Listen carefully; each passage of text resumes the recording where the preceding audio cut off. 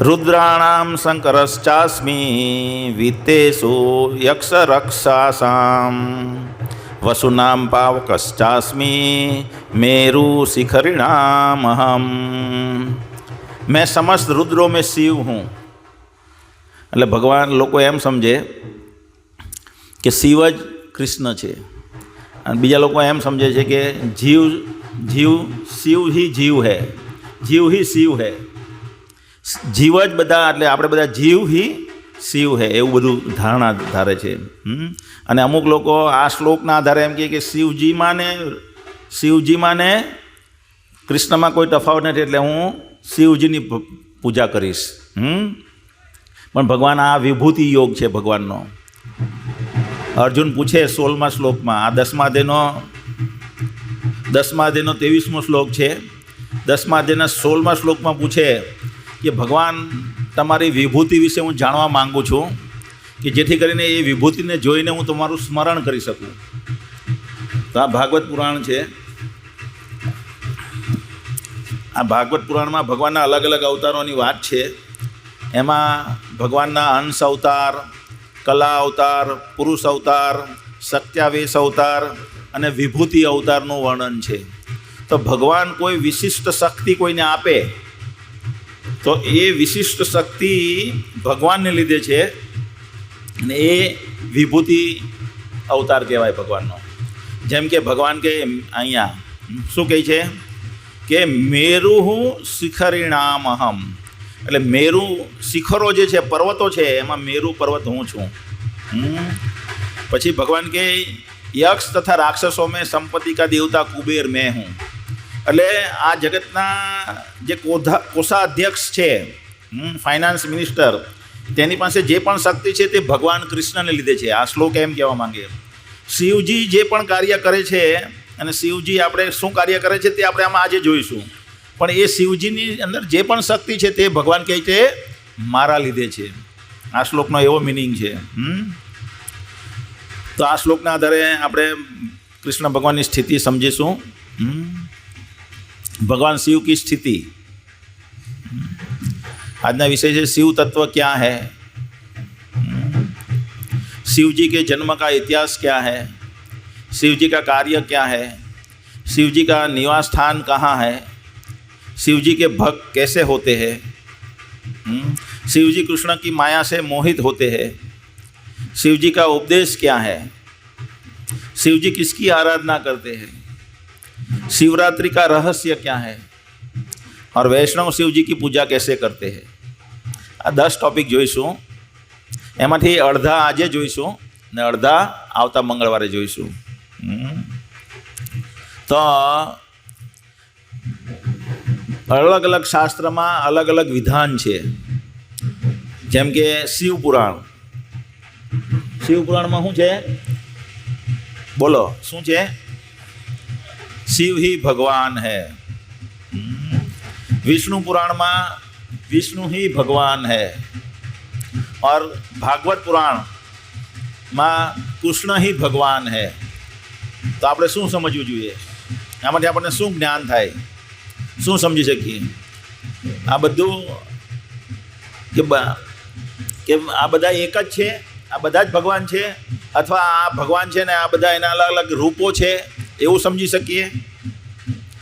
અથવા જો અલગ અલગ વ્યક્તિ છે તો એ અલગ અલગ વ્યક્તિ છે, તો પછી અલગ અલગ વસ્તુ કેમ બતાવવામાં આવી છે અહીંયા?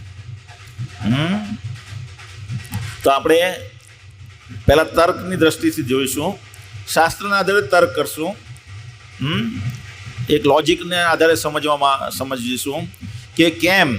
જેમ કે કોઈ એમ સમજે કે નહીં બધું જ પોતાની રીતે પોતપોતાના સ્થાને ઓકે છે, પોતપોતાની રીતે બધું બરાબર છે। તો પહેલાં એ સમજવા માટે કે આ 3 અલગ અલગ વાક્ય કેમ છે એ સમજવા માટે આપણે શાસ્ત્રના 3 ઉદાહરણ જોઈશું કે ભૌતિક પ્રકૃતિના 3 ગુણ હોય છે। આપણે જોયા કયા કયા 3 ગુણ? સત્વ, રજ, તમ। સત્વ, રજ, તમ, જેની ફર્સ્ટ ક્લાસ બુદ્ધિ હોય એ સત્વગુણમાં કહેવાય, જેની સેકન્ડ ક્લાસ બુદ્ધિ હોય એ રજોગુણમાં કહેવાય, અને જેની થર્ડ ક્લાસ અને ફોર્થ ક્લાસ બુદ્ધિ હોય એ તમો કહેવાય, તમો ગુણમાં આવે. તો ફર્સ્ટ ક્લાસ બુદ્ધિ કોને કહેવાય? આપણે શું જોયું હતું? કોઈ બોલીએ કે હાથ ઊંચો કરીને? ફર્સ્ટ ક્લાસ બુદ્ધિવાળો કોને કહેવાય? એ ઉદાહરણ આપણે જોયા હતા ને. 6 days 6 દિવસનું જે કન્ટિન્યુઅસ સત્ર હતું એમાં આપણે જોયું હતું કે ફર્સ્ટ ક્લાસ બુદ્ધિ કોને કહેવાય? તો એક વખત કહીએ કે આ નહીં કરવાનું અને સમજી જાય એ ફર્સ્ટ ક્લાસ બુદ્ધિવાળો. ફર્સ્ટ ક્લાસ બુદ્ધિવાળાને એમ કે ચોરી કરવી નહીં એટલે સમજી જાય. સેકન્ડ ક્લાસ બુદ્ધિવાળો કોને કહેવાય? એને કહે તો સમજે નહીં, પણ જેણે ચોરી કરેલી હોય એને માર ખાતા જોઈ એટલે જોયા પછી સમજે, સેકન્ડ ક્લાસની બુદ્ધિવાળો કહેવાય. થર્ડ ક્લાસની બુદ્ધિવાળો શું કહે? એ તો એને માર પડ્યો ને એ પકડાઈ ગયો પણ હું પકડાઈ જઈશ નહીં, એટલે એ થર્ડ ક્લાસ. એને કહેવામાં આવે નહીં સમજે, એ જોઈ બીજાને માર ખાતા નહીં સમજે, એ પોતે અનુભવે ને દંડા ખાય ત્યારે સમજે, તે થર્ડ ક્લાસ બુદ્ધિ. અને ફોર્થ ક્લાસ બુદ્ધિ કોને કહેવાય? કે દંડા ખાધા પછી પણ નહીં સમજે, પાછો રિપીટ કરે, તે ફોર્થ ક્લાસ બુદ્ધિ કહેવાય. તો આવી રીતના બધા અલગ અલગ સ્તરની બુદ્ધિના લોકો આ જગતમાં અસ્તિત્વ ધરાવે છે. તો એ પ્રમાણે એને સત્વગુણી વ્યક્તિ કહેવાય, રજોગુણી વ્યક્તિ કહેવાય ને તમોગુણી વ્યક્તિ કહેવાય. હવે આ ગુણ પ્રમાણે શું થાય છે તે જોઈએ. સાત્વિકેષુ ચ કલ્પેષુ મહાત્મમ અધિકમ હરેહ, રાજસેષુ ચ મહાત્મા અધિકમ બ્રહ્મણો વિદુ, તદ્વદ અગ્નેષુ મહાત્મયમ તામસેષુ શિવસ્ય ચ, સંકીર્ણેષુ સરસ્વત્યા પિતॄણાશ્ચ નિગધતે.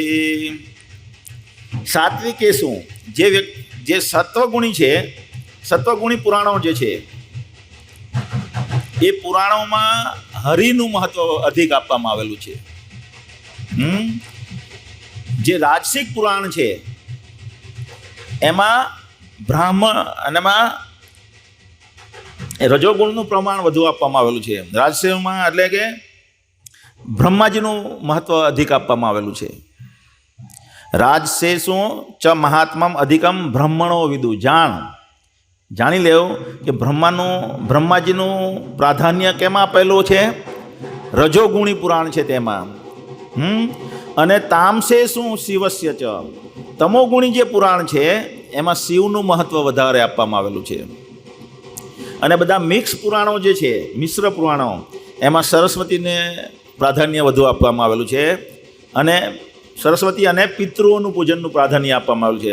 પણ શિવજીની પૂજાથી હરેની પૂજા અધિક છે, બ્રહ્માજીની પૂજાથી હરિની પૂજા અધિક છે, શિવની પૂજાથી અધિક હરિની પૂજા છે, એમ આ શ્લોક કહે છે. હરિ એટલે કોણ? ભગવાન કૃષ્ણનું એક નામ હરિ છે. કેમ હરિ છે? બે કારણસર એનું નામ હરિ છે. એક છે એ આપણા બધા દુઃખ કષ્ટો હરે છે, અને વિશેષ કૃપા થાય ત્યારે આપણી બધી ધન સંપત્તિ પણ હરી લે, એને વિશેષ કૃપા થાય. ખબર છે તમને આવું? જે ભગવાનની ભક્તિ કરવા માંગતો હોય એને કંઈ બાધા હોય, અમુક વસ્તુની બાધા એટલે નડતર હોય, અને એની આસક્તિ કેટલી ચોંટેલી હોય, છોકરામાં લાગેલી હોય, પત્નીમાં લાગેલી હોય, ધન સંપત્તિમાં લાગેલી હોય, પણ એની તમન્ના તીવ્ર ભક્તિ કરવાની હોય, તો શું થાય? ભગવાન એની ધન સંપત્તિ હરી લે બધી, એટલે એ નકામો થઈ જાય જગત માટે. જગત માટે નકામો થાય એટલે બધા એને ગણવાનું બંધ કરી દે, બધા એને ગણવાનું બંધ કરી દે, એટલે એ ભગવાનની તરફ વળે કે મારો એકમાત્ર આધાર કોણ છે? હવે ભગવાન. એટલે ભગવાનની તરફ એની ભક્તિ ઓર તીવ્ર થાય. એટલે ભગવાન બે રીતે હરે. એક આપણા દુઃખ હરે, જેથી કરીને આપણે ભક્તિમાં વધી શકીએ, અને કોઈને બહુ સ્પીડમાં વધવું હોય તો એને બધું જ હરી લે, જેથી કરીને એકદમ સ્પીડમાં વધી શકીએ. એટલે ભગવાનનું નામ હરિ છે. હવે આ મત્સ્ય પુરાણનો શ્લોક છે. હવે કયા પુરાણ શેમાં આવે? વૈષ્ણવમ નારદિશ્ચ તથા ભાગવતમ શુભમ, ગરુડશ્ચ તથા પદ્મામ 12 શુભ દર્શને સાત્વિકાની પુરાણની વિજ્ઞેતાની મનીષીભિ કે વૈષ્ણવ વિષ્ણુ પુરાણ, નારદ પુરાણ, ભાગવત પુરાણ 3, ગરુડ પુરાણ 4, પદ્મ પુરાણ 5, વરાહ પુરાણ 6. આ 6 પુરાણ જે છે એ સત્વગુણી લોકો માટે છે, જેમાં હરિનું મહત્વ આપવામાં આવેલું છે આ 6 પુરાણમાં. પછી બ્રાહ્મંડ, બ્રહ્મ વૈવર્તમ, માર્કંડેય, તથૈવ ચ ભવિષ્યામ, વામનમ, બ્રહ્મ, રાજસાની નિબોધત. એટલે બ્રહ્માંડ પુરાણ, બ્રહ્મ વૈવર્ત પુરાણ, માર્કંડેય પુરાણ, ભવિષ્ય પુરાણ, વામન પુરાણ ને બ્રહ્મ પુરાણ, આ 6 રાજસિક પુરાણ છે, જેમાં બ્રહ્માજીની પૂજાનું પ્રાધાન્ય આપવામાં આવેલું છે.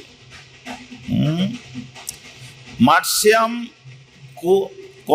કુર્મમ તથા લૈંગમ, શિવમ, સ્કંદમ, તથૈવ ચ અગ્નેય ચ સેદતાની તામસી નિબોધત. એટલે મત્સ્ય, કૌર્મમ, લિંગ, શિવ, સ્કંદ અને અગ્નિ પુરાણ, આ 6 પુરાણ તમોગુણી વ્યક્તિઓ માટે છે. તો આમાં આ 6 પુરાણમાં શિવજીનું મહત્વ આપવામાં આવેલું છે. પણ કેમ મહત્વમાં આપવામાં આવેલું છે? કારણ કે જે વ્યક્તિ તમોગુણી છે એ સત્વગુણની વાત સમજી શકશે નહીં. જ્યારે હું હોસ્ટેલમાં ભણતો હતો ત્યારે હું મારા દોસ્તારને કહેતો કે ફર્સ્ટ ક્લાસનો પાસ આવે ટ્રેનમાં, તો આખી હોસ્ટેલમાં એણે મારી મજાક ઉડાવી. એમ કે જયેન્દ્ર તો એમ કે ફર્સ્ટ ક્લાસનો પાસ આવે. ફર્સ્ટ ક્લાસનો પાસ એટલે ફર્સ્ટ ક્લાસનો માણસ પાસે ટિકિટ હોય અને હું અંદર ટ્રેનમાં જઈને ઊભો રહી? કેમ? કારણ કે એણે કદી ટ્રેનની વિશે નોલેજ નહીં હતું. ફર્સ્ટ ક્લાસનો પાસ આવે કે નહીં આવે? કોઈ બી ટ્રેનમાં જઈને તમે ઊભા રહી, કોઈ સીટ નહીં હોય તો. પણ એને એ નોલેજ નહીં હતું, તો મજા કરે. જેમ કે કોઈ ગામમાં એકલા વાંસના જ ઘર હોય અને એ લોકોએ બીજા કોન્ક્રીટના ઘર જોયા જ નહીં હોય, અને કોઈ અમેરિકાથી આવે અને એને કહે કે અમારે ત્યાં તો 250 માળના મકાન, એટલે પેલાને મતી મૂંઝાઈ જાય, એ ગ્રહણ જ નહીં કરી કે આ 250 માળનું મકાન કેવી રીતના હશે. એ પોતાની મનની ધારણા પ્રમાણે ચાલવાનો પ્રયત્ન કરે. શું પ્રયત્ન કરશે ચાલવાનો? કે ઓ આટલા મોટું ઝાડ કેવી રીતના હશે, અથવા ઝાડ એટલું નહીં હોય તો બધા અલગ અલગ ઝાડના દાખલાઓ, દંડીઓ, લાકડીઓ કેવી રીતના એ બધી જોઈન્ટ કરતેલી હશે, એનો દાદર કેવો હશે, એ લોકોને એવી કલ્પના જ ન થઈ શકે કે લિફ્ટ જેવું કંઈ હોઈ શકે. તો એવી રીતે જે તમોગુણી છે વ્યક્તિ, એની 4th ક્લાસ બુદ્ધિ છે, એને ફર્સ્ટ ક્લાસની ભગવાન હરિની ભક્તિનું કહીએ તો એના મનમાં ઘૂસે જ નહીં, એના મનમાં કદી ઘૂસશે નહીં. તો એવા પુરાણમાં એટલે એને શિવજી સાથે જોડવામાં આવે, જે તમોગુણી ચેતના ધરાવતા હોય. શિવજી કારણ કે તમોગુણનું પ્રતિનિધિત્વ કરે છે, એટલે એની આસક્તિ એમાં તરત આવી જશે અને એની આસક્તિ શાસ્ત્રમાં કેળવાશે. બધાને આગળ લાવવાના છે ને. એટલે તમોગુણી વ્યક્તિ છે, 4th ક્લાસ બુદ્ધિવાળા છે, એને આગળ લાવવા માટે શું કરે? શિવજીનું જે પુરાણ છે એમાં એની આસક્તિ સ્ટ્રોંગ કરે, એટલે એની ફ્રીક્વન્સી મેચ થાય. હા, મને સમજ પડી રહી છે. જેમ કે તમે અહીંયા આવો છો, તમને સમજ જ ન પડે તો તમે 2 વખત આવો, 3 વખત આવો, 4 વખત આવો, પછી છોડી દેવું. જ્યાં લગીને તમે પકડી નહીં શકો ત્યાં લગીને તમે આગળ આવશો નહીં. તેવી જ રીતે તમોગુણી વ્યક્તિ છે એ શિવજીમાં આસક્તિ ધરાવે, હરિ કૃષ્ણને પકડી શકશે અથવા બ્રહ્માજીને પકડી શકશે નહીં. પણ પછી શિવજી એની કૃપાથી એને આગળ વધારી દે. શિવજી જે શિવ પુરાણને, જે તમોગુણી પુરાણ છે લિંગ પુરાણને, એમાં જ એવી રીતના ધીમે ધીમે બ્રહ્માજીનો ને કૃષ્ણનો મહિમા ગાવા માંડે શિવજી. એટલે ઓટોમેટિક ધીમે ઓ કૃષ્ણ પણ ભગવાન છે એમ એની રુચિ આગળ વધે. તો એટલા માટે 3 પુરાણ છે. એટલા માટે 3 પુરાણમાં આ કીધું. શું કીધું? આવી રીતે શિવ ही ભગવાન હૈ. તમોગુણી પુરાણમાં એમ કહેવામાં આવ્યું શિવ ही ભગવાન હૈ. એટલે શિવજીને પકડી રાખે અને શિવજીની કૃપા થશે એક દિવસ. જે સત્વગુણી છે એના માટે સત્વગુણી પુરાણ છે ને એમાં વિષ્ણુ ही ભગવાન હૈ. અને જે શુદ્ધ સત્વમાં છે તો ભાગવત પુરાણમાં કૃષ્ણ ही ભગવાન હૈ.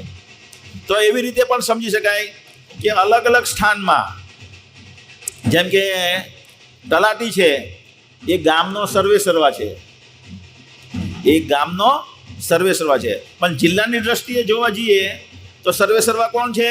કલેક્ટર. રાજ્યની દ્રષ્ટિએ જોવા જઈએ તો સર્વેસર્વા કોણ છે? મુખ્યમંત્રી. ને દેશની દ્રષ્ટિએ જોવા જઈએ તો કોણ છે સર્વેસર્વા? વડાપ્રધાન. તો એવી રીતે આ ત્રણ લોક જે છે એમાં ત્રણ લોક કયા કયા? ભૂમંડળ, નર્કલોક ને સ્વર્ગલોક. તો એ ત્રણ લોકમાં સર્વેસર્વા કોણ છે? ઇન્દ્ર છે.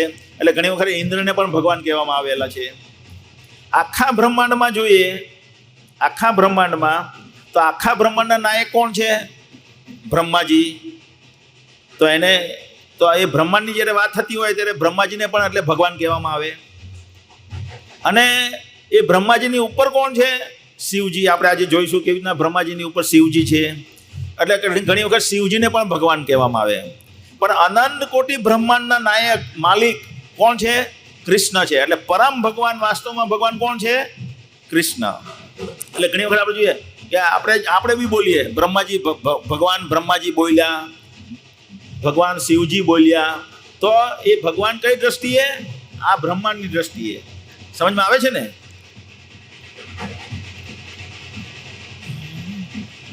હવે આ ચાર ગુણ છે, એટલે ત્રણ ગુણ છે. તો ત્રણ ગુણમાં કયો ગુણ સારો જે આપણે આધ્યાત્મિક પ્રગતિ કરાવી શકે? તો એ ભગવાન ભગવદ્ ગીતામાં એનો જવાબ આપે છે. સત્વ સજ્જાયતે જ્ઞાનમ રાજસો લોભ એવ ચ प्रमादो मोहो तामसो भवत ज्ञानम एवच। सतोगुण से वास्तविक ज्ञान उत्पन्न होता है, रजोगुण से लोभ उत्पन्न होता है और तमोगुण से अज्ञान, प्रमाद और मोह उत्पन्न होता है।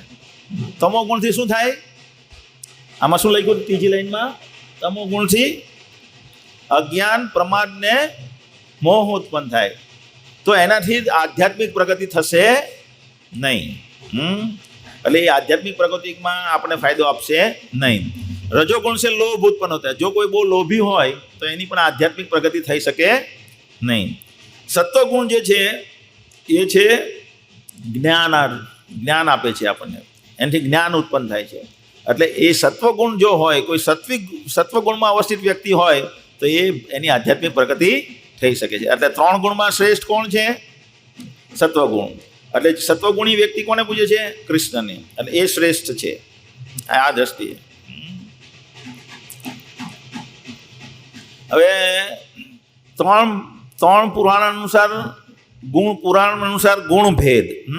શિવ શાસ્ત્રે શું ગ્રાહ્યમ ભગવાન શાસ્ત્ર યોગી યત પરમો વિષ્ણુર કેશ તત જ્ઞાનમ મોક્ષ સાધનમ શાસ્ત્રમ નિર્ણયસ્તેવ તદન્યન્ય મોહ નયન હિ. એટલે શું કહે છે આ?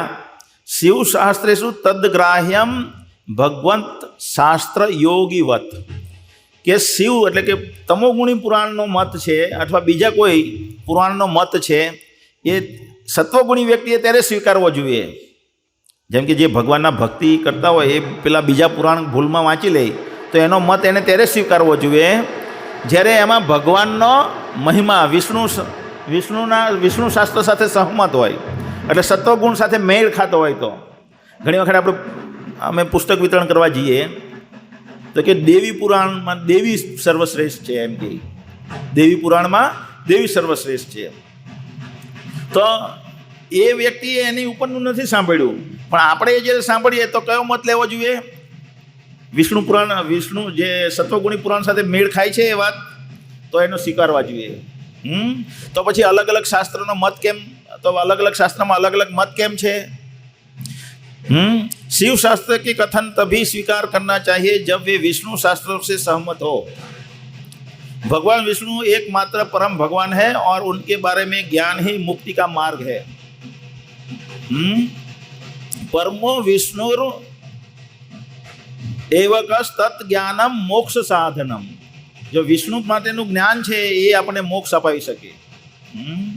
શાસ્ત્રમ નિર્ણયસ્તે સેવ તદન્ય મોહનય નહીં. બાકીનો જે મત છે એ શું કહે? તદ અન્ય મોહન યન હિ, એટલે મોહ પમાડવા માટે છે. કેમ મોહ પ્રમાણવા માટે છે? આપણે હમણાં જોયું કે શાસ્ત્રોમાં આપણી રુચિ હોય, મોહ લગાવે. તમોગુણી શાસ્ત્રમાં, તમોગુણી પુરાણમાં, રજોગુણી પુરાણમાં આપણો મોહ લગાવે. કેવી રીતે? જેથી કરીને આપણી શાસ્ત્રોમાં આસક્તિ રહે અને ધીમે ધીમે પ્રગતિ થાય, એટલે એમાં મોહ લગાવડે. પણ જે સત્વગુણી છે એણે એ જ મત સ્વીકારવો જોઈએ જે વિષ્ણુ શાસ્ત્રો સાથે સહમત હોય. આ ભગવાન શિવ પોતે કહે છે કાર્તિકેયને સ્કંદ પુરાણમાં. હવે આપણે એક ખાલી વસ્તુ જોઈએ, એક વસ્તુ ક્લિયર કરી. શું ક્લિયર કરી? કે અલગ અલગ ભગવાન અલગ અલગ જગ્યાએ કીધા, તેનો મત, તેનો અર્થ શું થાય. હવે શિવજી અને કૃષ્ણ શું છે? તો અચિંત્ય ભેદાભેદ. એટલે શિવજી એક રીતે કૃષ્ણનું જ, કૃષ્ણથી અલગ નથી, એટલે એ અચિંત્ય ભેદાભેદ. કેવી રીતે છે? જેમ કે યસ્તુ નારાયણમ દેવમ બ્રહ્મા રુદ્ર આદિ દેવતે સમત્વેન વિક્ષતે સ પાસંદી ભવે ધ્રુવમ. कि जो व्यक्ति ब्रह्मा तथा शिव जैसे देवताओं को श्री नारायण की समकक्ष मानता है उसे अपराधी तथा पासंदी मानना चाहिए.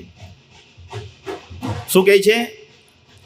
કે જે વ્યક્તિ બ્રહ્માજી અને શિવજીને ભગવાન કૃષ્ણની સમકક્ષ માને એ ભગવાનનો અપરાધી અને પાસંદી સમજવો જોઈએ. એ કોઈ પણ દેવતાને. અને બીજું તરત સામે બીજો શ્લોક છે, भगवान विष्णु स्वयं कहे छे, शू कहे छे? जो मेरे और शिव जी में भेद करता है वो नरक जाता है. बे विरोधाभासी सूत्र थिया ने. शू कहे? कि शिवजी ने અને બ્રહ્માજીને ને અલગ અલગ દેવતાને ભગવાનની સમક્ષ, કૃષ્ણ ભગવાનની સમક્ષ સમજે એ પાષંડી અને અપરાધી ગણાય. અને આ બાજુ શું કહે? શિવજી અને મારામાં જો કંઈ ફરક જોઈ તો એ નર્કગામી કહેવાય. તો કેમ? એમ તો એનો જવાબ બ્રહ્માજી આપે છે. બ્રહ્માજી બ્રહ્મ સંહિતામાં આવે, શિરમ યથા દધિ વિકાર વિશેષ યોગાત સંજાયતે નહીં તતઃ પૃથગસ્તિ હેતો યહ સંભૂતામ અપિ તથા સમુપેત કાર્યાદ गोविंदमादि पुरुषम तमहम भजामी. जिस प्रकार दूध खटा या जामनादि के संयोग से दही में बदल जाता है, જેવી રીતે दूधની અંદર મેળવણ નાખીએ તો દહીંમાં પરિवर्तन થઈ જાય, किंतु फिर भी अपने उपादान कारण दूध से वह न तो समान होता है और न ही पृथक होता है. तो ये दહીં બની જાય પણ એ દૂધથી અલગ નથી અને સાથે સાથે દૂધ પણ નથી. સમજો છો ને? दूधनी अंदर जो मेड़वण नाखीए तो ये दही बनी जाए. ये दूध, दही जे छे ए दूध थी अलग नहीं, साथे साथे दूध पण नहीं. जेम के दूध मांथी श्रीखंड बने, अला दही मांथी श्रीखंड बने, दूध मांथी श्रीखंड ना बने. दूध मांथी दही बने, दही मांथी श्रीखंड बने. दही मांथी, दूध मांथी शुं बने? अंगूर रबड़ी बनी सके. दूधमांथी अंगूर रबड़ी बने ने दहीमांथी श्रीखंड बने. पण ए दही जे छे ए दूधमांथी आवे छे. तो एवी ज रीते शिवजी जे छे आ जगतनुं तमोगुणनुं प्रतिनिधित्व करवानुं होय. आ जगतनो ज्यारे प्रलय थाय त्यारे जे कार्य संभाळवानुं होय, कारण के तोड़वानुं काम करे छे એટલે तमोगुणमां રહેવું પડે, એટલે એ तमोगुणनुं प्रतिनिधित्व करे छे त्यारे ए शिवजी कहेवाय. એટલે એ કૃષ્ણમાંથી વિકાર પામે છે. કેવી રીતના વિકાર પામે પાછું આગળ જોઈશું, પણ અત્યારે તમે જુઓ કે એ શિવ કૃષ્ણમાંથી જ વિકાર પામે. એટલે શિવ કૃષ્ણથી અભિન્ન નથી, કૃષ્ણથી અલગ નથી, પણ છતાં દહીં દૂધ તરીકે કામ નહીં કરી શકે. એવી જ રીતે શિવજી કૃષ્ણ તરીકેનું કામ નહીં આપી શકે, એટલે કૃષ્ણની સમકક્ષ પણ નથી. એટલે એક રીતે કૃષ્ણની સમકક્ષ, કૃષ્ણમાંથી અલગ નથી, કૃષ્ણથી અલગ નથી, અને એક રીતે કૃષ્ણની સમકક્ષ નથી. સમજમાં આવી વાત? કોને નહીં આવી?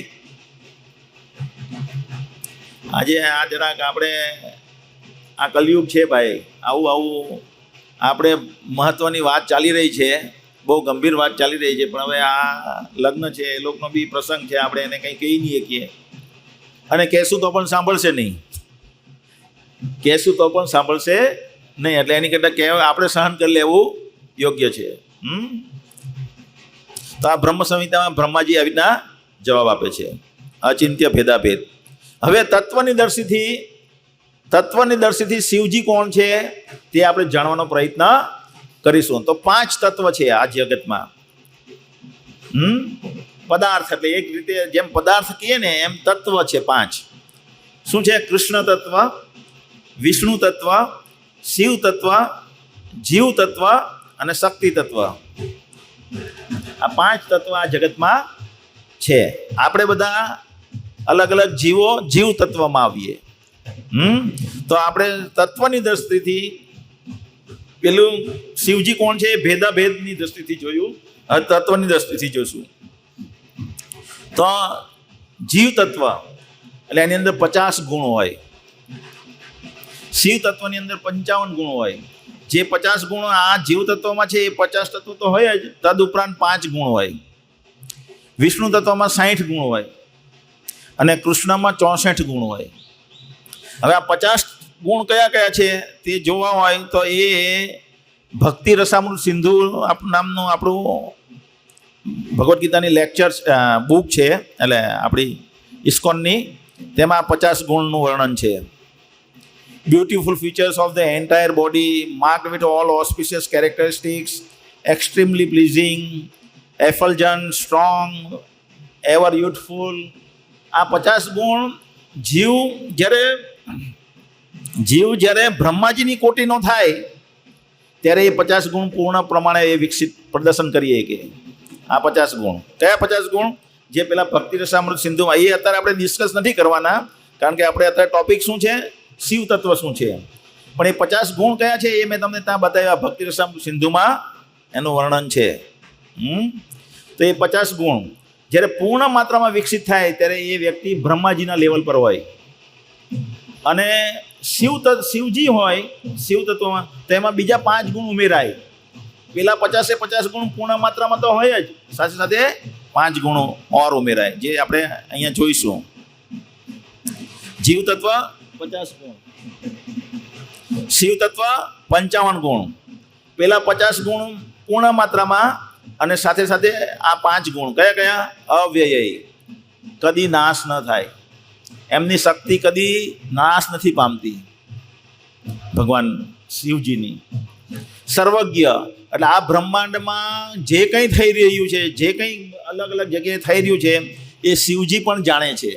કૃષ્ણ તો જાણે જ છે, સાથે સાથે શિવજી પણ જાણે છે. સર્વજ્ઞ. નિત્ય નૂતન એટલે હંમેશા શિવજીનો એક પરમ દિવસે એક ફોટો કાલે આવતા મંગળવારે બતાવીશ તમને. હંમેશા 16 વર્ષના બાળકો એવા જ યુવાન રહે. શિવજી પણ આ જગતમાં આ બ્રહ્માંડમાં અવતરે ત્યારે પણ સચ્ચિદાનંદ સ્વરૂપ, સચ્ચિત આનંદ સ્વરૂપ છે. અને સર્વ યોગ સિદ્ધિ, જેટલા બી યોગ છે એમાં બધી સફળતા મેળવેલી છે. 8 પ્રકારની સિદ્ધિઓ છે, એ 8 પ્રકારની સિદ્ધિઓ એમનામાં પણ છે. તો એ શિવ તત્વ કહેવાય. જે વ્યક્તિ એ શિવજીમાં છે, શિવ તત્વ. સોરી. હવે વિષ્ણુ તત્વ, નારાયણ, વિષ્ણુ, વરાહ, નૃસિંહ, આપણે બધા અવતારો કહીએ ને વિષ્ણુ તત્વના, તેમાં બીજા 5 ગુણ ઉમેરાય. એટલે આ 55 ને 55 ગુણ તો છે જ, સાથે સાથે 5 ગુણ બીજા ઉમેરાય. કયા કયા છે? અચિંત્ય શક્તિ સંપન્ન, અચિંત્ય શક્તિ. એનામાં સૂતા હોય અને બધા બ્રહ્માંડ બધું કાર્ય ઓટોમેટિક ચાલતું એવું લાગે. જેવી રીતે આપણા નખ ઓટોમેટિક મૃત્યુ પછી બી વધ્યા કરે, બાલ આપણા મૃત્યુ પછી પણ વધ્યા કરે. ખ્યાલ આવે ને? બધું ઓટોમેટિક આ જગતમાં ઝાડ ઓટોમેટિક મોટું થતું એવું લાગે ને. તો એ ભગવાનની અચિંત્ય શક્તિથી થાય છે. તો એ ભગવાનમાં અચિંત્ય શક્તિ. विग्रह में से कोटि कोटि ब्रह्मांड की उत्पत्ति होती है.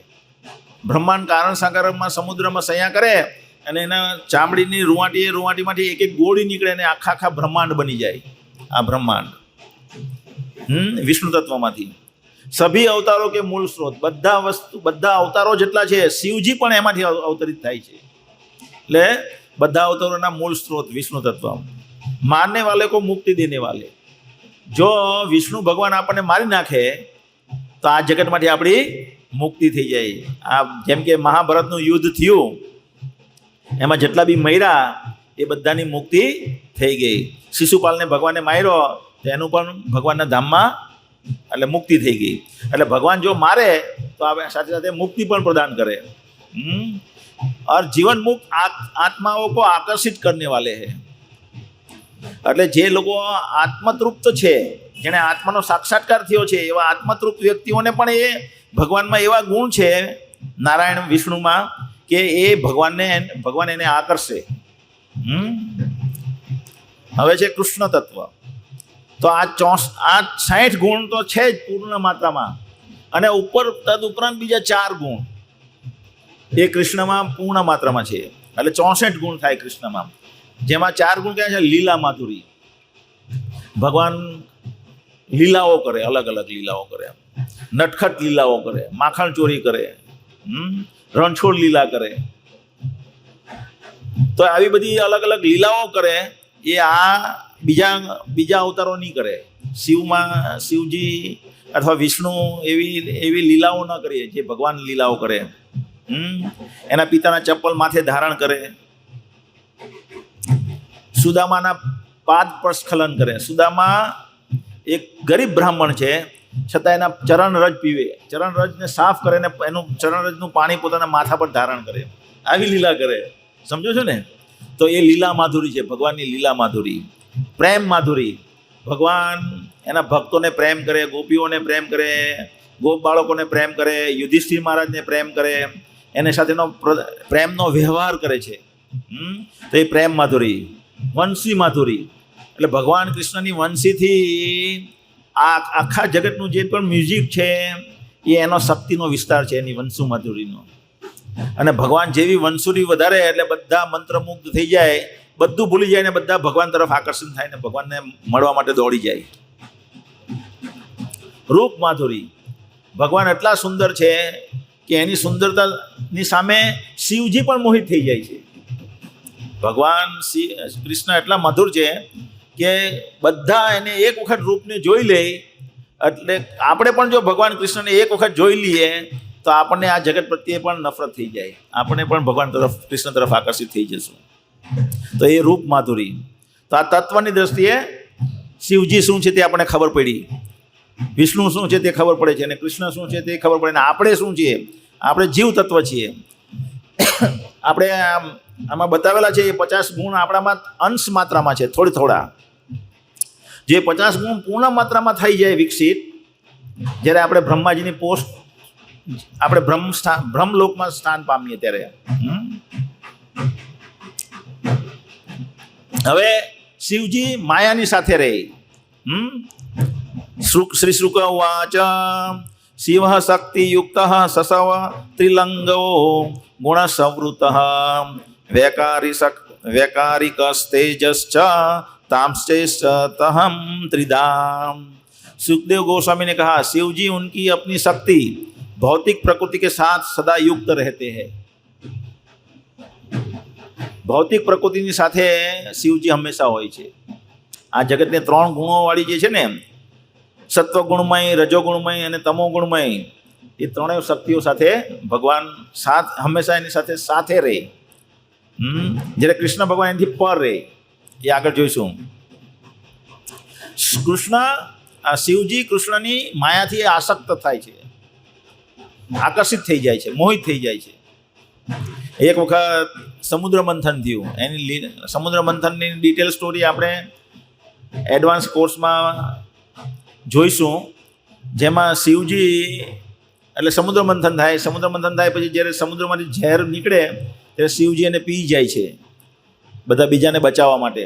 કારણ કે કોઈને કોઈ સ્વીકારવાનું હોય તો શિવજી બધા જીવો પર દયાળુ છે, એટલે એ ઝેર સ્વીકારે છે અને થોડાક મૂર્છિત થઈ જાય છે સ્વીકારીને થોડીક વાર માટે. એ દરમિયાન પહેલાં ત્યાર પછી થોડીક વાર પછી શું નીકળે? કુંભ નીકળે અમૃતનો. અને એ અમૃતનો કુંભ અસુરો પાસેથી છીનવી દેવતાઓને અપાવવા માટે ભગવાન મોહિનીનું રૂપ લઈને આવે. શું રૂપ લઈને આવે? મોહિનીનું રૂપ લઈને આવે, સુંદર સ્ત્રીનું રૂપ લઈને આવે ભગવાન કૃષ્ણ. અને બધા લોકો દેવતાઓને એમ થાય કે દાનવોને એમ થાય મારી સામે જોઈ છે, મારી સામે જોઈ છે, બધા ભાન ભૂલી જાય. અને જે અમૃતનો ઘડો એ લોકોએ છીનવી લીધેલો હોય તે પેલી મોહિની મૂર્તિ કે મને આપી દેવો, એટલે એને આપી દે, એના વશમાં આવી જાય અને એ દેવતાઓને આપી દે. તો ત્યાર પછી શિવજી જાગૃત થાય. તો બધા દેવતાઓ કહે કે ભગવાન કૃષ્ણ સ્ત્રીનું રૂપ લઈને આવેલા મોહિનીનું તમે જોયું? તો શિવજી કે મેં તો એ તો જોયું નહીં, મેં તો બધા વરાહ અવતાર જોયો છે, કુર્મા અવતાર જોયો છે, નૃસિંહ અવતાર જોયો, પણ ભગવાન કૃષ્ણને મોહિની રૂપમાં તમે જોયા જ નથી. એટલે એને ભગવાનનું મોહિની રૂપ જોવાનું મન થાય. એટલે એ વૈકુંઠ જાય પાર્વતી સાથે નંદી પર બેસીને. એટલે ભગવાનને કહે પ્રણામ કરીને કે મારે તમારું મોહિની રૂપ જોવું છે. ભગવાન કે મારું આ મોહિની રૂપ તું ન જોઈ, તું એનાથી મોહિત થઈ જઈશ, તું એને લલકાર ના. નહીં, મારે જોવું જ છે, હું એનાથી મોહિત નહીં થાઉં, શિવજી એમ કહે છે. તો ભગવાન કહે કે સારું, સમય આવે એટલે હું તમને બતાવીશ. એટલે પછી પ્રણામ કરીને ભગવાનને નીકળે વૈકુંઠમાંથી અને નંદી પર પાર્વતી સાથે જતા હોય ત્યાં રસ્તામાં મોહિની રૂપે ભગવાન આવે અને બોલથી રમતા હોય. થોડીક વાર આ બોલ આમ નાખે, થોડીક વાર બોલ આમ નાખે, થોડીક વાર બોલ આમ નાખે, થોડીક વાર બોલ આમ નાખે. એટલે શિવજી નંદી પર આમ જોયા કરે મોહિનીને, ભગવાન કૃષ્ણને. અને પછી છલાંગ મારીને નંદી પરથી કૂદી, નંદી એટલે એનો બળદ, નંદી પરથી કૂદી અને મોહિની પાછળ દોડે અને ભગવાન દોડવા માટે બધા ઋષિઓ બેઠેલા હોય એની વચમાં આવી જાય.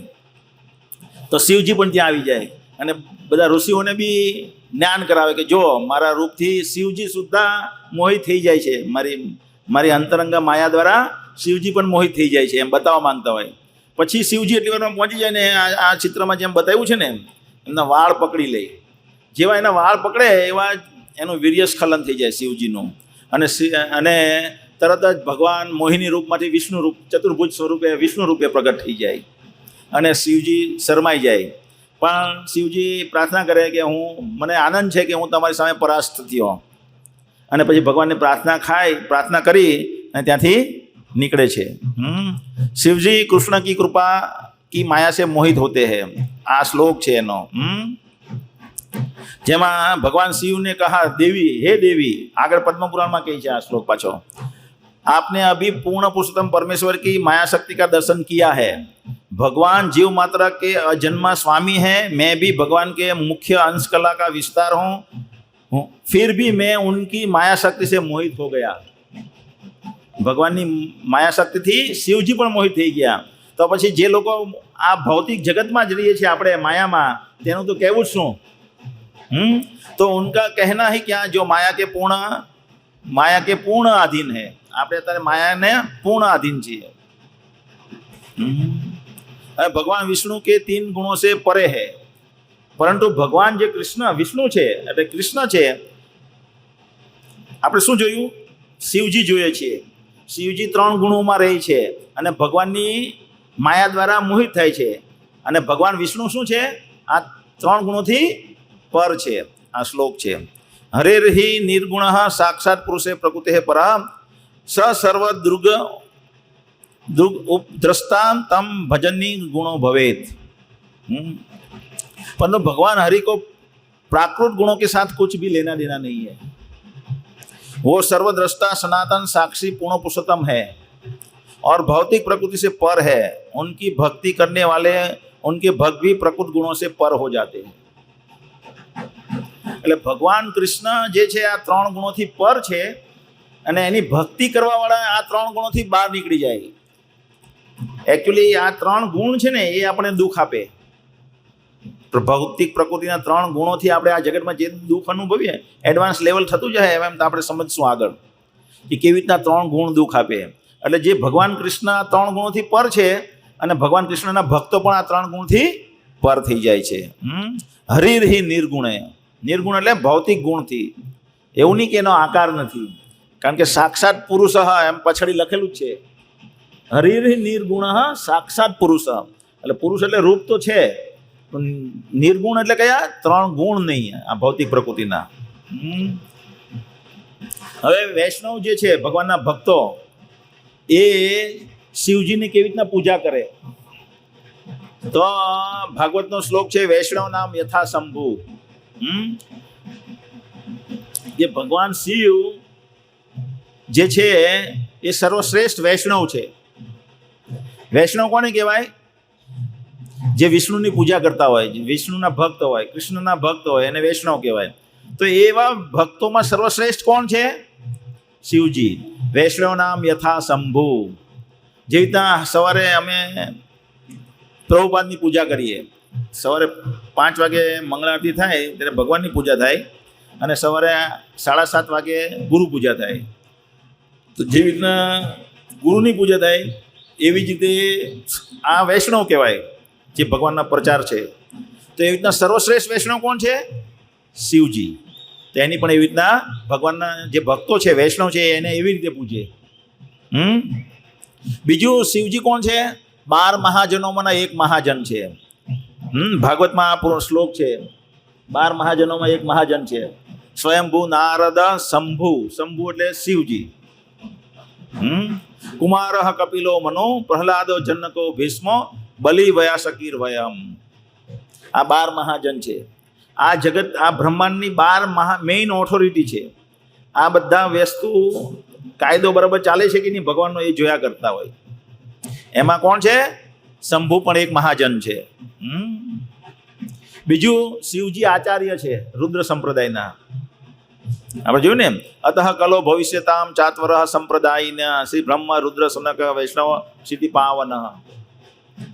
4 સંપ્રદાય છે, બ્રહ્મ, રુદ્ર, લક્ષ્મી ને કુમાર. એમાં બીજો છે જે રુદ્ર છે, એ સંપ્રદાયના આચાર્ય કોણ છે? વિષ્ણુ સ્વામી, અત્યારે કળિયુગના હાલમાં. તો એ રુદ્ર સંપ્રદાય, રુદ્ર નામ, રુદ્રોમાં કોણ છે? મેઇન રુદ્ર કોણ છે? શિવજી. 11 રુદ્રો છે આ જગતમાં. કેટલા રુદ્રો છે? 11 રુદ્રો છે. તેમાંના એક રુદ્ર, મેઇન રુદ્ર છે શિવજી. તો એ શિવજી દ્વારા એ શિવજી આચાર્ય થયા. જેમ બ્રહ્મા આચાર્ય થયા, લક્ષ્મીજી આચાર્ય થયા, તેમ એ આચાર્ય છે. શિવજી કી ઉત્પત્તિ. હવે શિવજીની ઉત્પત્તિ ક્યાં થાય છે? એકો નારાયણ આસીન ન બ્રહ્મ ન રુદ્ર નાપો અગ્નિ સમો નેમે ધ્રુપાથીવ ન નક્ષત્રાણી ન સૂર્ય. सृष्टि के प्रारंभ में मात्र भगवान नारायण थे, न तो ब्रह्मा थे, न तो शिवजी थे, न तो सूर्य चंद्र थे. नारायण उपनिषद श्लोक संख्या 4. એટલે સૃષ્ટિનું જે સર્જન થવાનું હતું એ પેલા મહાવિષ્ણુ એકલા હતા. એ કારણ સમુદ્રમાં સંયન કરે છે અને કારણ સમુદ્રમાંથી જે સંયન કરે છે તેની સાથે સાથે એ શું કરે છે? બ્રહ્માંડનું સર્જન કરે છે. અને ગોળીમાંથી આખા આવા બ્રહ્માંડના ગોળા નીકળે છે. અને સાથે સાથે શું કહે છે? વામ અંગાદ સુજીન વિષ્ણુ દક્ષિણામ અંગાદ પ્રજાપતિમ ज्योतिर्लिंगमय शंभु कुर्च देशाद वासुजे. उन्हीं महाविष्णु ने अपने बाएं अंग से विष्णु की उत्पत्ति की. એટલે બાયા અંગથી ગર્ભોદાયકશાહી વિષ્ણુનો ઉત્પન્ન થાય. મહાવિષ્ણુમાંથી શું આવે? ગર્ભોદાયકશાહી વિષ્ણુ આવે. અને બીજા ડાબી અંગમાંથી શું આવે? પ્રજાપતિઓ આવે, બ્રહ્મા. અને આપણી દોનો ભ્રમરની વચમાંથી શું આવે છે? શિવજી. મધ્ય ભાગ છે દિવ્ય જ્યોતિર્લિંગમય શંભુ કી સૃષ્ટિ કી. એટલે આ જ્યારે સર્જન થાય આ જગતનું ત્યારે શિવજીને આવી રીતના એની ઉત્પત્તિ થાય. ઉત્પત્તિ એટલે એ પહેલેથી હયાત. ઉત્પત્તિ એટલે એનો જન્મ થયો કહેવાય. પછી ઈસ ભૌતિક જગતમાં હવે આ સર્જન પહેલા પછી બ્રહ્માંડ બન્યા ને, તો એ બ્રહ્માંડમાં કેવી રીતના આવે છે આ ભૌતિક જગતમાં? તો વિષ્ણુ પુરાણમાં, પદ્મ પુરાણમાં, શિવ પુરાણમાં અને મહાભારતમાં એક જ વાત કરેલી છે. આ ફોટો જોવા, એ બ્રહ્માજીનું કાર્ય શું છે? મહાવિષ્ણુ પ્રાઇમરી ક્રિએશન કરે. એટલે બ્રહ્માંડો બનાવે, શિવજી બનાવે, બ્રહ્માજી બનાવે અને મહાવિષ્ણુ બનાવે, બધું બનાવે. અને ત્યાર પછી બ્રહ્માજીને જ્ઞાન આપે ને બ્રહ્માજી આગળ સર્જન કરે. અને એ સર્જનની સાથે સાથે બધા જીવોને આ જગતની અંદર મૂકે. તો એ જગતની અંદર જ્યારે જીવોને મૂકે છે ત્યારે સૌથી પહેલા 4 કુમારોને મૂકે. અને 4 કુમારોને કે હવે તમે સૃષ્ટિનો વિસ્તાર કરો. હવે પ્રજા ઉત્પન્ન કરો તમે. 4 કુમારો કે અમે પ્રજા ઉત્પન્ન કરીશું નહીં, અમને એ કાર્યમાં રસ નથી, અમને ભગવાનની ભક્તિમાં જ રસ છે, એટલે અમે તો ભગવાનની ભક્તિ કરીશું. એટલે શિવજી ગુસ્સે થઈ જાય, એટલે બ્રહ્માજી ગુસ્સે થઈ જાય. બ્રહ્માજી ગુસ્સે થાય અને એના ભ્રમણ કુંપળમાંથી શિવ રુદ્ર ઉત્પન્ન થાય. જો અહીંયા બતાવ્યું છે ચિત્રમાં, રુદ્ર ઉત્પન્ન થાય. કેમ રુદ્ર નામ આપ્યું? કારણ કે એ જેવો ભ્રમણમાંથી ઉત્પન્ન થાય અને પ્રગટ થાય છે, કારણ કે ઉત્પન્ન તો પહેલાં થયેલા છે, ત્યાંથી અહીંયા પ્રગટ થાય છે. એ પ્રગટ થાય છે અને તરત રડવા માંડે છે, એટલે એનું નામ રુદ્ર છે. તો આ વસ્તુનું વર્ણન 4 જગ્યાએ કરવામાં આવેલું છે: વિષ્ણુ પુરાણમાં, પદ્મ પુરાણમાં, શિવ પુરાણમાં અને મહાભારતમાં. તો આવી રીતના આ જગતમાં શિવજી આવે છે. અને આ 11 રુદ્ર છે, જો 11 રુદ્ર છે અલગ અલગ, એમાં સેન્ટરમાં શિવજી છે. 11 રુદ્રમાં મેઇન રુદ્ર કોણ છે? શિવજી. હવે શિવજીનું કાર્ય શું? તો જો અહીંયા બ્રહ્માજી છે, વચમાં વિષ્ણુ છે અને પેલી બાજુ શિવજી છે તાંડવ નૃત્ય કરતા. તો જ્યારે બ્રહ્માજીની રાત્રિ શરૂ થાય, બ્રહ્માજીની રાત્રિ, ત્યારે શિવનું કાર્ય શરૂ થાય. ખબર છે ને? આંતરિક પ્રલય થાય. આંતરિક પ્રલય થાય એટલે નાઇટ શિફ્ટમાં જાગે. બ્રહ્માજીની નાઇટ શિફ્ટમાં શિવજી કાર્ય શરૂ કરે અને પ્રલયનું કાર્ય સંભાળે. એક એ એમનું કાર્ય છે. પછી હવે બીજું કાર્ય શું છે એ સમજવા માટે પહેલાં આપણે એને સ્વરૂપ સમજીએ. તો કૃષ્ણ જે છે એ મધુર છે અને જે શિવજી છે એ એકદમ એમ મધુર છે, પણ એકદમ ભૂત પિચાસની વચ્ચે રહીને એવા જ ભસ્મીને એકદમ કદરૂપા રહે, સરખા કપડાં ના પહેરે. દક્ષ પ્રજાપતિની વાર્તા તમે સાંભળી હશે, જેમાં પાર્વતીના લગ્ન શિવજી સાથે થયા હોય અને એને આમંત્રણ નહીં આપે દક્ષ પ્રજાપતિ કે આ મારો જમાઈ એકદમ ગંદો રહે, મારી ઇજ્જત બગાડે. ખ્યાલ ને? એટલે શિવજી એકદમ એવા રહે, એટલા માટે એની સાથે કોઈને લગાવ નહીં થાય. પણ આ ભગવાનનું રૂપ જો ભેદ છે, બહુ સરસ રૂપ છે, એના સાથે પ્રેમ થાય. ભગવાન આવી રીતના અલગ અલગ, તમે શિવજીને કદી આવી રીતના માના ઝૂલામાં ઝૂલતા નહીં જોયા છે, આ બાળકો સાથે રમે, નાચે, કૂદે એવું નહીં જોયા હોય આપણે. ગોપીઓને પ્રેમ કરતા હોય, બહુ બધી સ્ત્રીઓ એની સાથે હોય, એવું તમે આપણે કદી જોઈએ નહીં. પણ આપણે શિવજીને કેવી રીતના જોઈએ? શિવજીને કેવી રીતના જોઈએ? જો અહીંયા નીચે જો પેલી બાજુ ખૂણામાં બધા ભૂત પિચાસ, એ બધા ભગવાનને એના પર દયા છે. શિવજીને આવા લોકો પર દયા છે. શિવજીનું નામ શું છે? એક આશુતોષ. શિવજીનું એક નામ છે આશુતોષ. એટલે તરત જ પીગળી જાય. અને એક, કારણ કે વૈષ્ણવ છે ને, જેમ કે ભગવાનની જે દયા છે એનાથી વધુ દયાળુ કોણ છે? એમના ભક્તો. ભગવાન ના પાડે છતાં પણ ભક્તો, અમુક લોકોને પ્રચાર નહીં કરવાનો, છતાં ભક્તો પોતે માર ખાવા તૈયાર થાય ને પ્રચાર કરવા જાય. તમે જો બધા આચાર્યો જે છે એ લોકોને કેટલા બધા મુસીબત આવી છતાં પ્રચાર કરે ભગવાનનો મહિમા. કે આવા લોકો પાસે નહીં જાઓ, તમને માર પડશે તો પણ જાય, કે ભગવાનનો મહિમા વધારવાનો છે ને. તો એમાં સૌથી મોટા, એટલે કે ભગવાનના ભક્તો વૈષ્ણવ કહેવાય. તો સૌથી મોટા વૈષ્ણવ કોણ થયા? શિવજી. અને શિવજી સૌથી દયાળુ છે. એટલે ભગવાનના ભક્તો તો દયાળુ હોય, એટલે સૌથી વધુ દયાળુ કોણ થયો? શિવજી. એ આવા ભૂત પિચાસો એની હાથે ફર્યા કરતા હોય, ભગવાન શિવજી જોઈએ. ને એના કલ્યાણ માટે ભગવાન શિવજી આવા લોકોની વચમાં ભભૂતિ લગાવીને એકદમ શમશાન જેવું જગ્યા હોય ને એનું એવામાં રહે. એટલે એની સાથે કોઈને પ્રેમ થાય નહીં. એટલે બેઉમાં સ્વરૂપમાં પણ ભેદ છે. હવે એ શિવજી એક કાર્ય કર્યા કરે. શું કર્યા કરે? કથા કરે. હંમેશા ભગવાન રામની ને ભગવાન કૃષ્ણની કથા કર્યા કરતા હોય. અને એ કથા સાંભળી અને જે ભૂત પિચાસો છે એનું કલ્યાણ થાય. ભૂત પિચાસ કોણ હોય?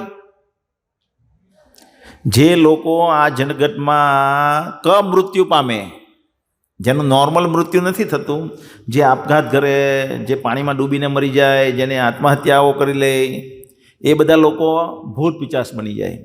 અને એવા લોકોનો પછી કોઈ માર્ગ નથી ઉદ્ધાર થવાનો, પણ એનો ઉદ્ધાર શિવજી કરે છે.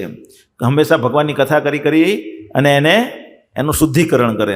શુદ્ધિકરણ કરે ને પછી એને દેહ અપાવડાવે. કેવી રીતના દેહ અપાવડાવે? તે આવી રીતે દેહ અપાવડાવે. શિવજી કા વિશેષ કાર્ય શું?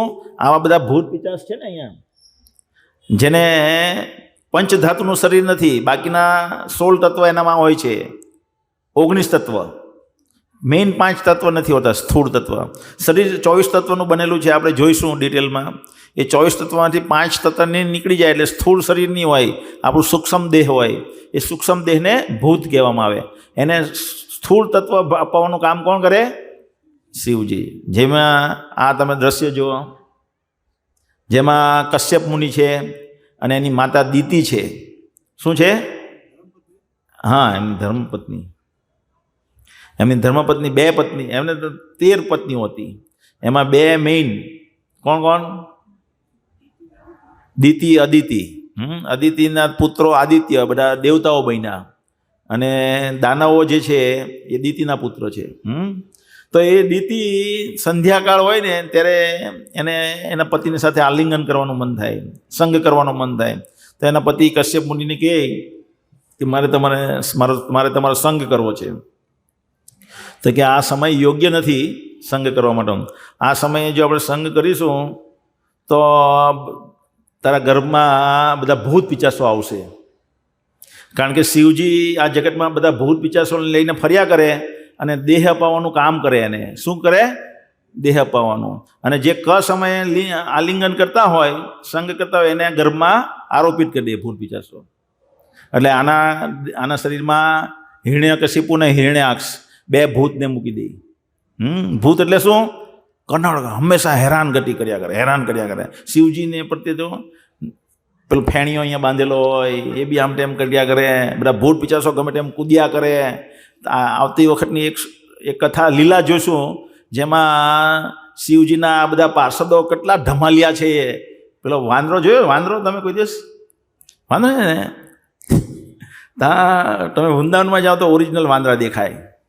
તો એ હંમેશા ધમાલ કરે, તોડફોડ બહુ કરે.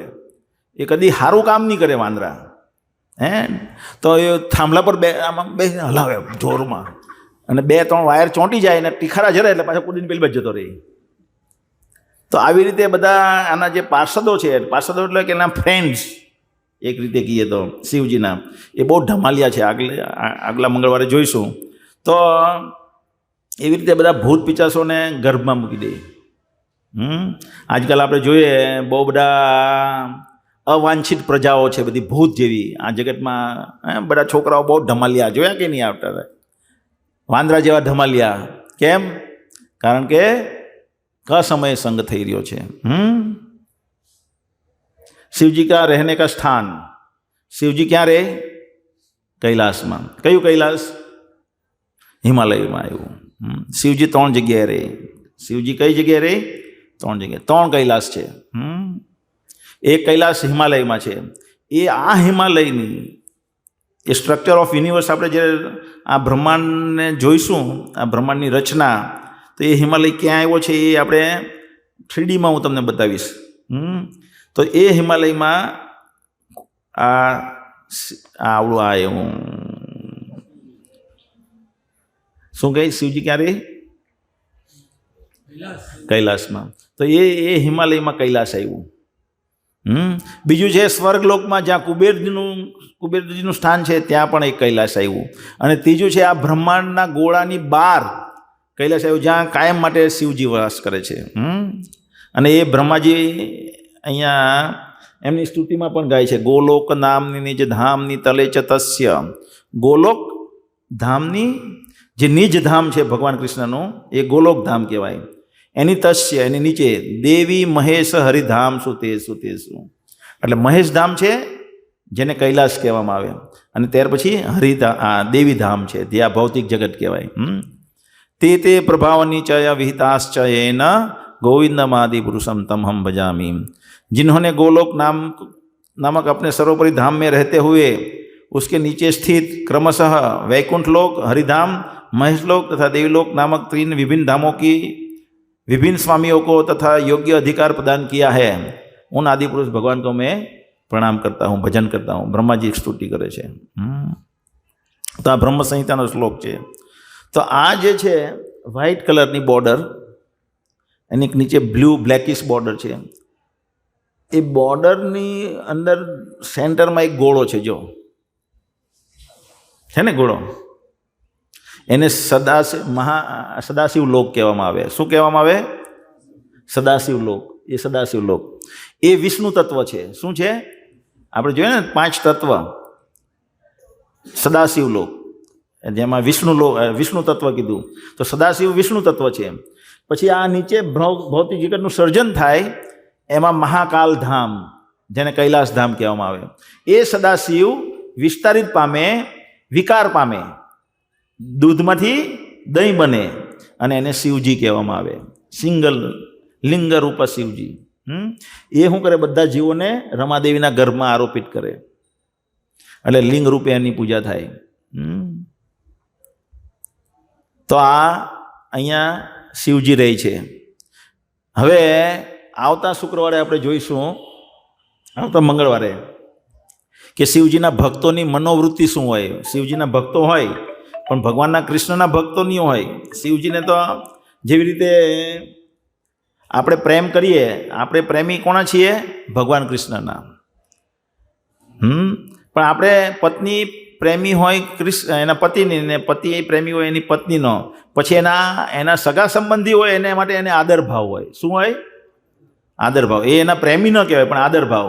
તો એવી જ રીતે ભગવાન કૃષ્ણના જે ભક્તો છે એને ભગવાન સાથે પ્રેમ છે, અને બાકીના ભગવાનના જે બી સંગીઓ છે કે પાર્ષદો છે, ભક્તો છે, એની માટે એને આદર ભાવ હોય।